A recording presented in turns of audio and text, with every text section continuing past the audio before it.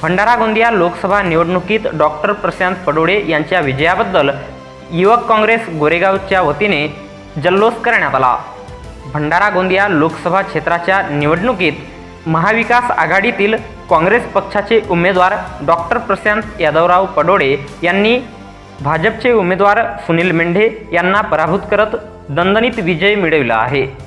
Doctor Prashant Padole यांचे भंडारा गोंदिया लोकसभा निवडणुकीत विजयाबद्दल गोरेगाव शहर युवक काँग्रेसच्या वतीने जल्लोष साजरा करण्यात आला। यावेळी गोरेगाव शहर युवक काँग्रेस अध्यक्ष देवा ठाकूर, गिरीश चाचेरे, सादिल कुरेशी, चिराग वंजारी, आकाश दमगाये, आशिष खरवडे, यशवीर कोडपे, पियुष चन्ने आणि अनेक युवक प्रामुख्याने उपस्थित होते।